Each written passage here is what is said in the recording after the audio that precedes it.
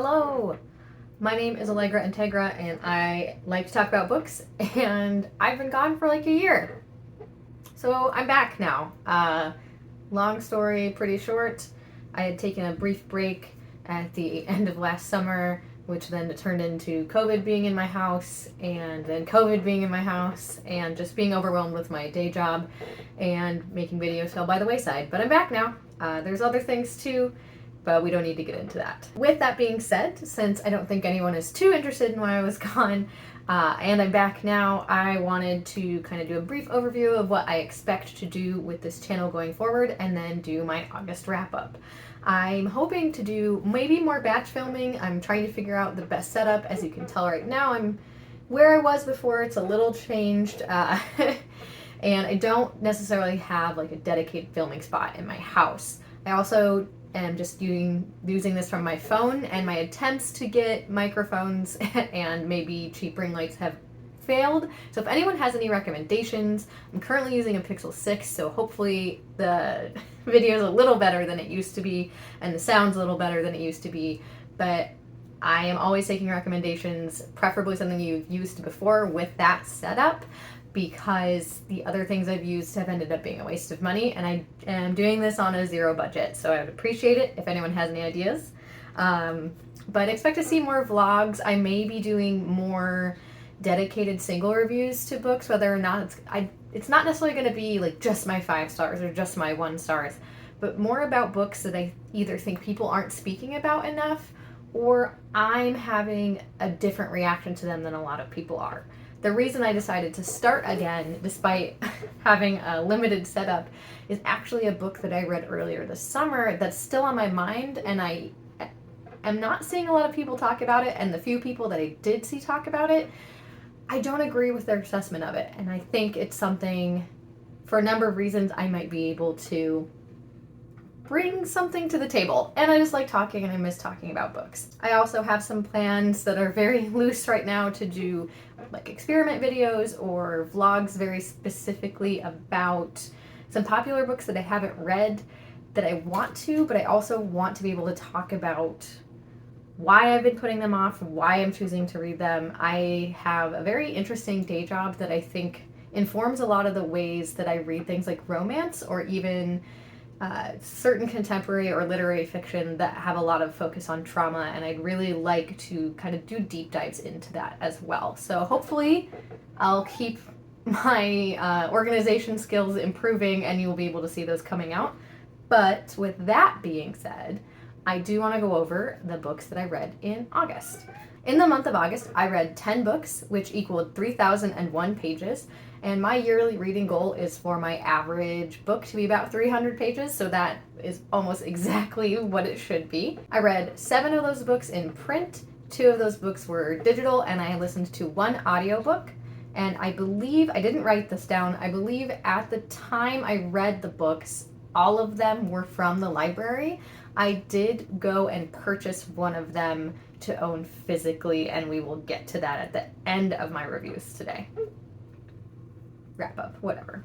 Of those 10 books, the genres that I read include 2 thrillers, 1 sci-fi, 1 fantasy, 1 horror, 1 memoir, which you can probably guess which one it was, 1 graphic novel, 1 historical novel, specifically a YA historical novel, and 1 fabulism novel. It may also fall a little bit in historical. It's no Tessa Moshfegh, so it kind of runs a whole bunch of different genres. Also, if you hear my chair creaking, I'm sorry, and if you hear a little bit of meowing, one of my cats is in the filming room. She's not usually allowed in here, but she needs some attention, so we're trying something out today. And speaking of more stats, it was actually a really good reading month for me. Of the 10 books that I read, 2 of them were 2 stars, 2 of them were 3 stars, 4 of them were 4 stars, and 2 of them were 5 stars. I've gotten a lot pickier in how I assign my star ratings, especially in the last year, so the fact that my 10 books averaged to be a 3.6 is pretty good. That's like a B+. And while I'm using StoryGraph, which does allow for ratings that are between 3 and 4 or between 2 and 3, I can't quite bring myself to get that particular. We will see if that changes. I do want to make it clear, in case you're not familiar with me, that a 3-star is not a bad book to me. That means I enjoyed it.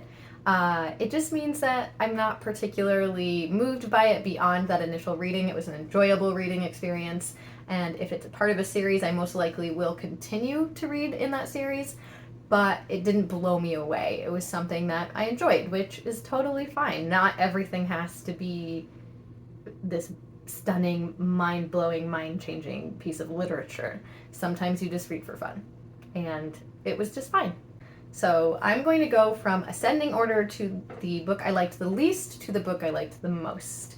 And since most of these were library books and I'm too lazy to go get the book that I actually ended up purchasing, I'll be putting a picture of the books I'm reading about up here. Reading about? Talking about. The book that I liked the least this month was The Better Liar by Tannen Jones. This is a thriller / mystery, and I listened to this on audiobook. Before I get into the plot of it, I do want to say I feel like I often listen to thrillers or mysteries on audiobook, and I have noticed this year that I generally don't rate them very high. I don't think I've rated anything above a 3 that is a pure mystery thriller this year. So I don't know if it's because I'm listening to them on audio, I don't know if it's because they're not really the genre for me, or if I'm just not reading the right mystery thrillers. I'm going to keep trying to find one that breaks into that 4-star range. Maybe I will do an experiment or a reading vlog on like the highest rated twisty mysteries in the future. But that being said, this did not do it for me. It wasn't terrible. We're following the story of Leslie. Her sister Robin has recently died, and this is a problem for Leslie because she needs the money that she would get from her inheritance because her father has also recently died. But it stipulates in his will that the only way she can get her half of the inheritance is if she and her sister are both in the room to sign the paperwork, which is kind of a silly thing to me, but I can suspend disbelief for a thriller. There has to be some type of mystery to get it going forward. Right after Leslie finds out that her sister has died, which is not a spoiler, it's literally the first line of the book, she runs into this actress named Mary, who is living in Las Vegas and is struggling to find work, who has a striking similarity in a lot of ways to Robin. So they come up with a plan to work together to get this inheritance that Leslie desperately needs but won't tell anyone why, and then give Robin's half to Mary, and shenanigans ensue, basically. The writing in this was fine. I was intrigued. I enjoyed the way that Tannen Jones? Yeah, I'm bad at author names for some reason. But I enjoyed the way that she interwove the different perspectives, because Robin's perspective is also part of the story, even though she dies, I think, in the first or second line, or she's found dead in the first or second line of the book. And there's a lot of interesting concepts here, and there's also discussion about things like postpartum depression, or what it means or what it might feel like once you have a family and have everything you're supposed to want when you maybe grew up in something that was a little less stable. There's a lot of unreliable narrator going on here, which I know is super common in domestic thrillers. Maybe that's what I don't like. Maybe I don't like domestic thrillers. It hasn't been clicking with me. I saw the twist in this from a mile away. I can't really get into more detail about this. That's fine. I think it's good when the twist is kind of foreshadowed, because there are other books that I've read that I saw the twist coming and I was like, yeah, that totally makes sense. I'm still into it for the ride to figure out how the characters find this out. But I don't know. It just didn't do anything for me. The writing was fine. If you are into domestic thrillers, you probably really like this. The language is done really well. The pacing of the book made a lot of sense to me, but I just couldn't bring myself to be that interested, and I can hardly remember the basics of the plot. It just wasn't for me. So my second least favorite book, and it's kind of a hard way to do that order, but I'll figure it out. The next 2-star book that I read in August was Anatomy, a Love Story by Dana Schwartz, and this is a YA historical gothic mystery / literary fictions that / there's twists in it, so it kind of becomes fantasy.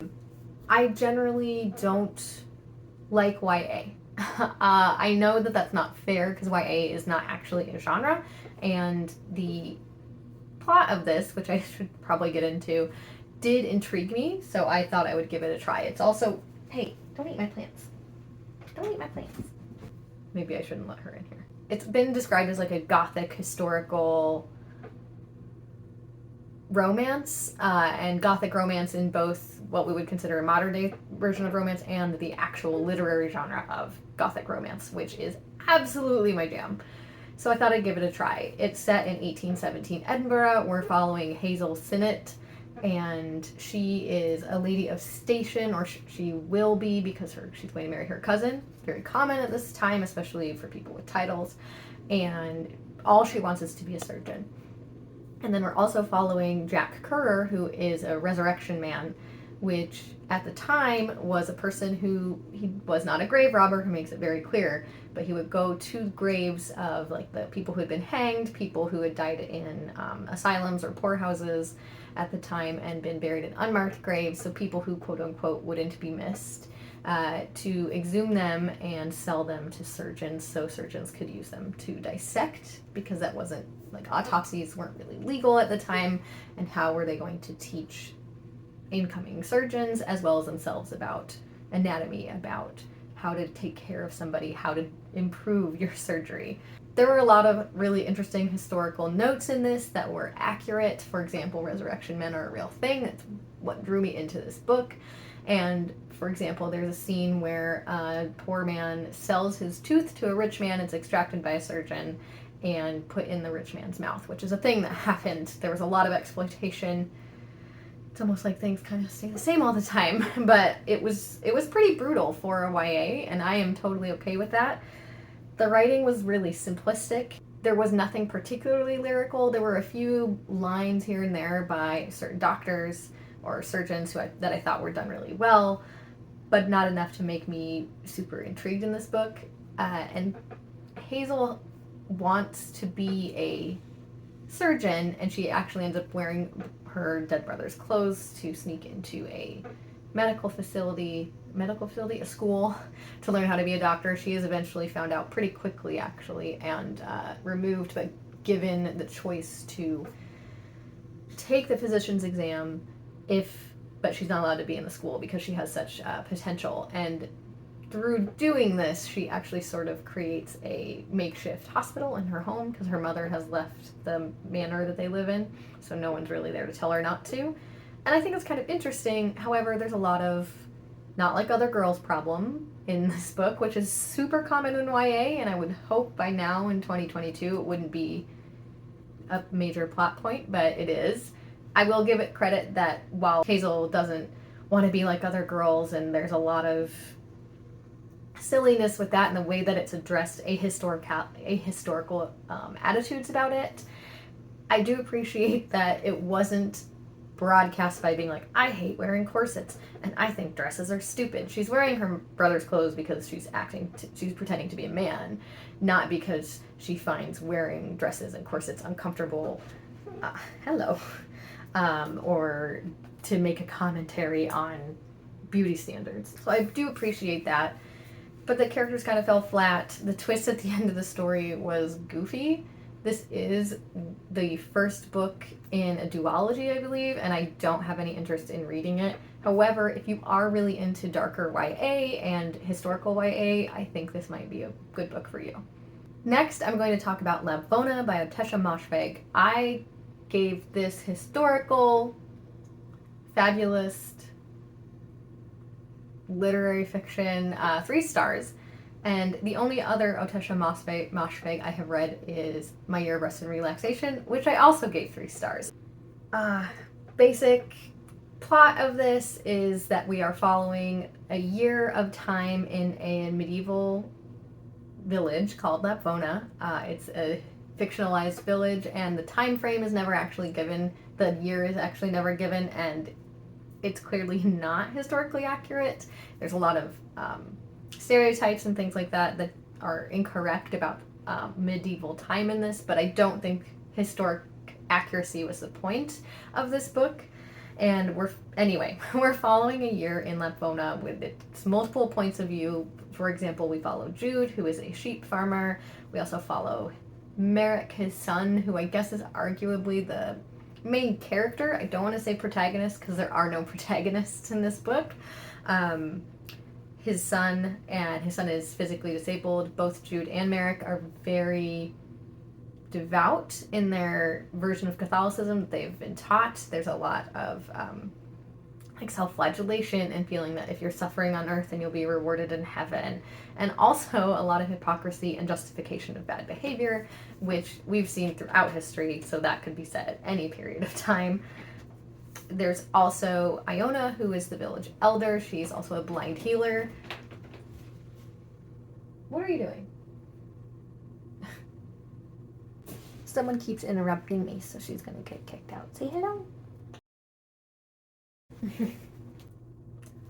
The basic plot of Bona is we are following 1 year plus a few months in this small village called Bona. We're never given a year, but it's set in a vaguely medieval historical time period in a vaguely European, like Central European place.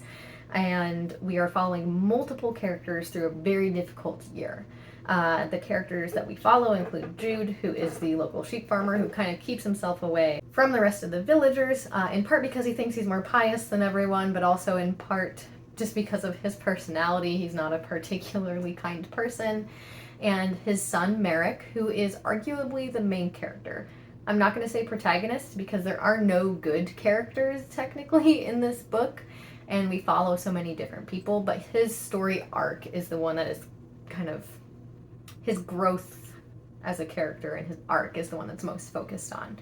And Merrick is 13. He is profoundly disabled, physically disabled, and he's also very devout. He and his father, Jude, both kind of look at their faith as the more that I'm punished on earth, the more I'll be rewarded in heaven. And this includes things like self-flagellation, as well as just kind of internalizing, well, I'm suffering from this pain because life is really hard in the medieval era, so I'm going to be forgiven, or I'm going to be showered with gifts later. Merrick eventually actually ends up being taken to the leader of Bona, whose name is William, I believe, after Merrick kills William's heir. And William is not a good leader, and he is very childish and removed from everything, including the hardships that happen throughout this book. And he says simply to Jude, well, I'll take your son and he'll be my heir. So Merrick goes from being a very impoverished, heavily abused child to being still abused in different ways, but uplifted into basically gentry, or nobility, a level of nobility.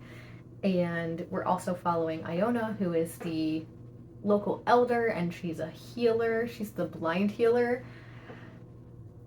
Blindness as a marker for being otherworldly or a healer is kind of a wrought thing. If you want more information on that, you should read Disfigured, as well as a number of wonderful essays and things I can link down below about how we code disabled characters. However, there's also a lot of fabulism specifically around Iona, so she could arguably be considered the village witch as well. She has nursed pretty much everyone in the village. She was a wet nurse despite never having children herself. We also follow Grigor, who it's also an older gentleman, arguably like 40s and 50s, who is eventually kind of taken under Iona's wing. And this book, I'm not touching on every character who comes through because it's a lot of different characters and there's a lot of different viewpoints, but I don't want to spoil anything. But I do want to say, if you've read Ottessa Moshfegh, you're going to understand that this book covers so many different things while also maybe not covering everything. I haven't quite decided if I think she's a troll and she's just trying to push brutality and disgusting, even if it's realistically disgusting things in her books, until an editor tells her no, or people don't purchase her books anymore, or if it's actually trying to say something, or both. I'm guessing probably both. There's absolutely a number of threads here through like faith and how you can get through anything if you have a reason, whether or not that reason is justifiable. If you're able to justify it to yourself, there's a lot of things that you can overcome. but everybody is going to deal with that hardship in a different way. There's also commentary on how far people will go to survive and what we might turn into once we've hit a certain point to survive. My Year of Rest and Relaxation is much less brutal than this book, but I also gave that 3 stars because I just haven't quite figured out if I'm either not smart enough for her books, how much I enjoy them. I did fly through it. The writing is very easy and it flows really well, and I think the ultimate messages you can get from this book could be many, which is an example to me of really good writing. It is a particularly brutal book, with the message that I got from it is that brutality can be cyclical, and when humans will do whatever they need to survive, we can just end up repeating that like trauma and not really making anything change, because once things have taken us out of that brutality and it isn't as hard for us to survive, we will do anything in our power to continue that ease of life as well. Trying to not spoil the ending of the book. There are a lot of folks who absolutely hate this, and then there are a lot of people who have a much more literary background that can talk about what those things look like. But I overall did enjoy it. I'm still very mixed about my feelings about Ottessa Moshfegh, but to put it this way, the 2 books of hers I've read, I've given 3 stars, and I am planning on picking up at least Death in Her Hands. So I'm not completely turned off from her writing, and I'm still trying to figure her out. The next book that I read this month that I gave 3 stars was actually a graphic novel called Stone Fruit by Li Wei. And the basics of this, it's pretty simple art, and the story is pretty straightforward to me. It's Bron and Ray who spend time with Ray's niece, Nessie, twice a week, and playing in the woods, getting her messy, playing imagination games to kind of give Nessie's mom, who is single, a break. And they really enjoy being Nessie's fun aunt.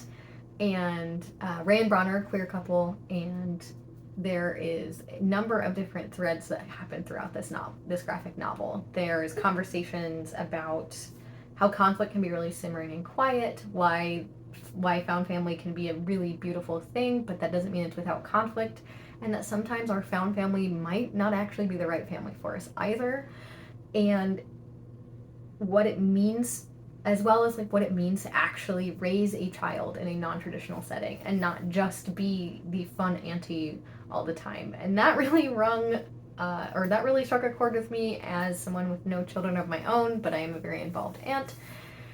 And what it means as my friends are having children and are wanting me to be involved with them, I want that. I really do. And that means I need to also be willing to step up and do some of the unfun stuff, which I have done. But I really appreciated that conversation happening in this book. It's a pretty simple story, which means it left me wanting more. And the art style wasn't my favorite, but I really enjoyed the way that the title is actually incorporated in a couple different, one is like a story within the story, like a memory in the story, as well as some dialogue between Ray and Bron.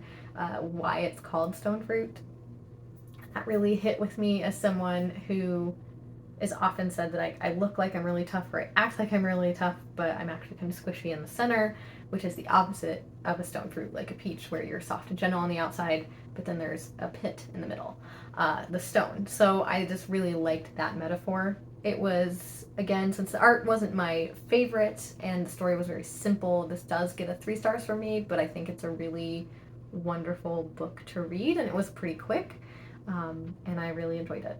Now into the 4 stars. I read Earthlings by Sayaka Murata. I'm going to say it's a horror. It's been called a couple different things. I don't think saying it's a horror spoils anything. I gave this 4 stars.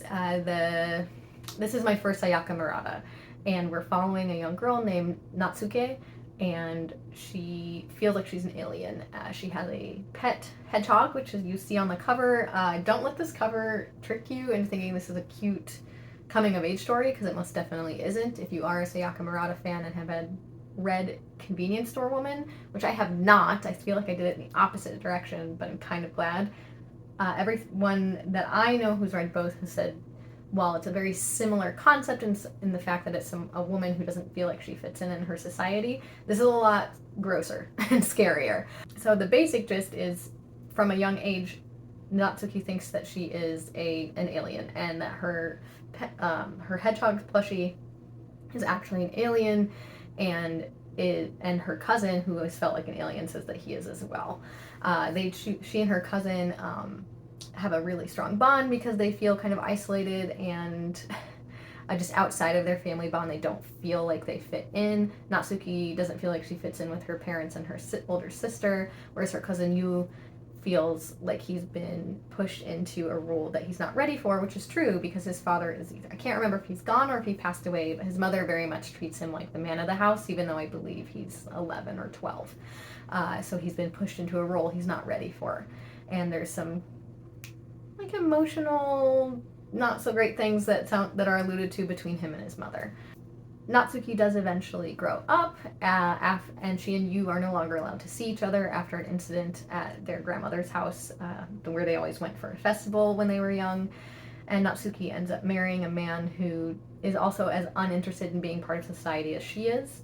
And she and her husband and Yu eventually reconnect as adults. And at first, Yu is not at all on board with the fact that Natsuki still feels like she is not supposed to be part of this world, and has since started to believe that she's actually an alien. When she was younger, she just felt like she didn't make sense. And Yu felt like he was an alien. Yu eventually says that he feels like he grew out of that, and Natsuki thinks, oh, you have been taken in by the factory, so like the baby factory. This is basically society has brainwashed you. So she and Yu and her husband eventually go up to the mountains to her grandmother's former home and kind of separate themselves from society, and it devolves from there. I really enjoyed this book. Covers themes of alienation, quite literally, and what might happen if we don't try to make space for people who don't necessarily fit into the society or the boxes we're trying to put them in, and they push against that completely. Clearly in Earthlings, this is actually going to be pushed to a very extreme, but I feel like I need to sit on this more and probably read some literary interpretations, like get onto Sparks Notes so I can fully understand all of the themes in it, but it stuck with me, and not just because it's shocking, unlike Bona. It was really well written. The separation and isolation that this character felt resonated with me, even though I don't necessarily feel like an alien. As a younger sibling who, in a lot of ways, when I was younger, felt like I didn't fit in with my family, and while I didn't go to any kind of extremes as I grew up, I was able to find my own place and to find people in a healthy way to express who I am. There are parallels to some of those things that I definitely related to. But no worries, I don't think I'm an alien. The next 4-star book that I'm going to talk about is Vengeful, which is the second book in the Villain series by V.E. Schwab. I gave the first one, Vicious, 3 stars. I believe I do have a video from a long time ago about when I read that. My big issue with Vicious was, not my big issue, but one of my issues with Vicious is that it definitely falls into the woman in a refrigerator trope. And that's not really a spoiler going into the second book. What happened in the first book is obviously still very much motivating 2 of the characters, but I do feel that there was a bit of an expansion in their motivations, and V.E. Schwab's writing just really grabs me. Basics, we're still following the same characters that we followed in Vicious. It's hard to talk about because I don't want to spoil Vicious for you. I can give the basic premise, I guess, is in this world there are EOs, or extraordinaries, who are people who have powers as a result of near-death experiences. So if you have flatlined and you come back, sometimes, depending on, you will have a power, and that power is determined by what you were thinking as you were dying. For example, Victor Vale was electrocuted to death, and the pain, he felt like he was being tortured, and that was all he could think about, and his power involved being able to manipulate people's nervous systems. In this one, we find out that there is a larger organization trying to target EOs called Eon, and we're following a new EO named Marcella, who, her power is that anything she touches, she like degrades it. She doesn't melt it, like she degrades it. So like if she touches a diamond, it will turn into graphite. It's hard to talk about sequels without spoiling them, so maybe I will do a spoiler specific review of this. I will put it this way, some of the things that I had issues with in the first book, as far as not like other girls things, it's still there, but there were more female characters who weren't there just to be a motivation for men. The main antagonist, which is hard to say again too, because literally everybody is a dark shade of gray. In this book, there is really no good guy. I guess Sydney is the closest to like a good character, Sydney and Mitch, but even then, they're not. And I do like that about V.E. Schwab's works. But the women in this film are well-rounded than they did in the first book. And I really enjoyed the problem solving. So how do you stop someone who can degrade everything? How do you stop someone who has a healing factor and cannot be killed? So I really did enjoy the evolution of the story. I could definitely tell that V.E. Schwab's writing has changed as well. I had been curious about reading her Darker Shades of Magic series, but I feel like everything that I did not like in Vengeful and Addie LaRue is probably going to be worse in that, because it was earlier. I believe she wrote that earlier. So I'm just going to stick with her future works, I think, right now. But I'm really glad that I read this, and I plan on doing a more thorough review that has spoilers in it. So if you're interested in that, keep your eyes peeled. Moving right along, I also wrote Notes on an Execution by Danya Kukafka. Obviously, I meant I read it, not that I wrote it. And I gave this 4 stars. I believe this is a thriller, is how it was. I don't want to really call it a thriller. It was more of a contemporary, like, literary fiction with some crime elements in it. I know that this book is hugely popular, so I'll just get into the basics of it. Of the plot is we are following the thoughts of a man who has been on death row for the last 7 years because he killed 4 people. And we don't know right away, like 4 women, and we don't know right away why he was caught or how he was caught, but we do know that there was a hugely long period of time where after he killed the first 3 and he got away with it, that he had not murdered anyone again, and that 4th murder is what ended up getting him on death row.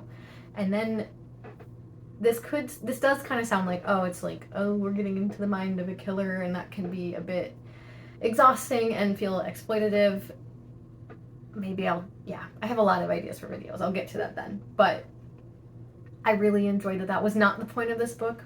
While we are often in his head, we also follow different storylines of his mother, a woman, the woman who investigated the crimes, and the sister of his wife. And I think that was a really good choice by Kafka to really focus on these women's stories, the people who were directly impacted but weren't necessarily primary victims. But I really appreciated the way that it was approached. So we are kind of going back and forth in time to look at how the world impacted not only the person who's on death row, but the women who have an impact on his life. There were a couple, this wasn't quite a 5-star, there were a couple points that I felt were really contrived or a little bit just too coincidental that kind of broke it for me. I just thought that was a bit silly almost, and almost pulled me out of the story. I know other reviewers have said these things, or other readers have said these things, that like, it's not always good to be really close to a source material. And while I'm not an investigator, like I don't work in a police department, I work a lot with victims of crime. So there are certain things that happen in this book, specifically on the criminal investigation side, the investigator, that kind of didn't make sense to me, and it's particularly hard for me to suspend my disbelief there, so that knocked it down a star. But this is beautifully written. It made me tear up, and I don't cry a ton at books, and it also did paint the murderer as a person and not just a monster, but didn't excuse what he did, which I think is a really hard line to walk, and I really appreciated that. Highly recommend this, especially if you want to kind of think about what in true crime is being focused on and why, and maybe what do we need to change with that. And it was just a really good story. Speaking of crime, I guess the next book I read was Once There Were Wolves by Charlotte McConaughey. I believe that's how you say her name. And this is like a mystery crime nature book. I also gave this 4 stars. It's a high 4 stars. Basic premise of this is we are following Inti, who is an Australian Canadian. Yeah, her mother's from Australia, her father's from Canada, who has come to Scotland to help reintroduce wolves to the Highlands. I don't know. They do reference the Yellowstone Project. I believe it was in 1995 where they introduced wolves into the Yellowstone Park, and it completely changed the ecosystem for the better. It kind of balanced things out the way they were supposed to be again, all the way up to doing things like changing the course of rivers. And that is the hope of this team, of Inti's team of biologists and ecologists, to do the same thing to the Scottish Highlands, because they have red deer that are just destroying the natural forests there. And Inti was raised by a murder investigator, her mother in Australia, and a conservationist live on the land father in Canada who used to be a logger and then had a change of heart and became not a prepper, but very much like a live off the land, self-subsistence person. And Inti has a twin sister who lives with her now in Scotland and is not able to take care of herself anymore. Interestingly enough, her twin sister used to be the person who always took care of her, because Inti has mirror sense synesthesia. So when she sees someone else undergo pain, she also can feel this. Synesthesia is a thing, and mirror neurons are what allow us to feel empathy, and to not only with people but with animals, which is a big part of this book. I don't know how realistic the portrayal is, but it worked for me in this book. The mystery part, so she and her team are introducing wolves to the Scottish Highlands, where there are a lot of people who have cattle and aren't excited about it. But what's happening is a lot of people have made threats that they're going to kill the wolves, even if they aren't coming on and actually hurting their property. And Inti is stressed about that and trying to balance all of these other things, including her own mirror touch synesthesia, which makes it really hard for her to do her job sometimes, because nature is brutal.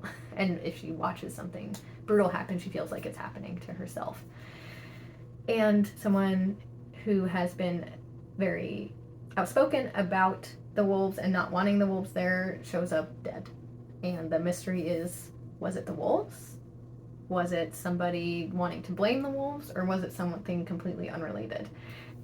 I really liked this book. Again, the twist, or not the twist, it's not really a twist, I guess, but the identity of the murderer or murderers to me became pretty clear kind of early on, but I didn't mind it, and I didn't feel like it was as goofy as The Better Liar. I really, really loved her writing about ecology and the land, and also looking at how if we get too connected or too disconnected from humanity, from being a part of a community, a part of a human community, the damage that can do to us as humans, but also if we're too disconnected from nature, the damage that can do to us not only as humans but as an entire ecosystem. Our entire world is dependent on these things. I do strongly believe that we should be doing more to protect our environment. And I loved learning about the Wolf Project initially, so seeing it implemented in fiction in another part of the world was really interesting. And as someone who lives in a rural area and grew up around those attitudes and has to balance a lot of that with my own beliefs and also being part of a community, I thought it was done really artfully, and I greatly enjoyed this book. On to 5 stars. I gotta hurry up because I have something I gotta go do. Everyone has read this book, so it's not surprising that I read this, but the first 5-star I gave this month would be I'm Glad My Mom Died by Jennette McCurdy. I had to buy this digitally because it was sold out everywhere, and the wait time at my library was not gonna work for me. I very rarely buy digital books. I feel if I'm gonna own a book, I really want it on my shelf. Nothing against digital books, just a personal preference. So I went and bought this full price digital to read it. That's how excited I was. Which is weird because I'm a little bit above the iCarly age bracket, but I was aware of the show. And with a title like that, I just needed to get my hands on it right away. I don't like rating memoirs. I do it, but I might stop doing that. This feels weird to be like, oh, I'm putting a rating on your life. But I did, and what I'm rating here is her writing. I'm not going to spend a lot of time on this. Everybody has talked about this. If I do a more in-depth review on this from a different standpoint, I might do that, but I think other people have already done that better than I could. But this is really well done. Her writing was just so good. So she starts from a young age, and you can tell there's a subtle like aging in her writing. Clearly she wrote this as an adult, but when she's writing from the perspective of an 8-year-old, of a 10-year-old, of a 14-year-old, you see the subtle shifts in the way that she's using language to express that age and how she's perceiving her life at that age. And yeah, a lot of memoir writers do that. I'm not going to say it's some like outstanding new way to write, but she does it very well, and it's the aging up is very subtle. So I really appreciated that. It's heartbreaking, all of the trigger warnings, but if you can get your hands on this, if you have any interest at all, I highly, highly recommend it. And finally, my last 5-star of August was Melon Bone by T. Kingfisher. T. Kingfisher has absolutely become one of my favorite authors this year. I plan on rereading most of what I've already read of hers and doing a vlog for that later. That's how happy I have been with her books. So Melon Bone, let's get into what it is. This is a fantasy story. It is a fairy tale, but it's not a retelling. A lot of T. Kingfisher's horror, I think all of her straightforward horror has been retellings. I don't know, I just really love this. I'm not doing a good job of explaining the plot. What is happening is Mara is a princess in a small kingdom fiefdom, and her sister has been married to a prince, and he is horrible and abusive, and Mara is determined to save him. So she ends up connecting with a fairy godmother and a dust wife, and going to a goblin market and going through all of these adventures to try to save her sister. At the same time, these adventures are more from, it feels like I'm reading a side character in a main fables story, kind of like a Rosencrantz and Guildenstern Are Dead, but not a comedy style story, which I really loved. No one here is overpowered. No one here is powerful in the actual political sense. It's just someone who dearly loves her sister, even though they don't always get along, and is trying to do the best with the resources that she has in this fantastical world. I don't know. T. Kingfisher, this is not a horror novel, but T. Kingfisher has a way of writing things that are unsettling, that stick with you, and there's just something about this world building where we have people with flutes that make your teeth come out, and if you fall in love too much with a childhood toy, it becomes something that you're cursed with, and people don't necessarily want that curse to be removed. And fairy godmothers exist, but some of them can only bless you mildly, or maybe they're actually really powerful, but they don't want to use the power they have because it's so negative. It was this really beautiful number of different stories. It was a different take on that level of fantasy that I don't see in other places.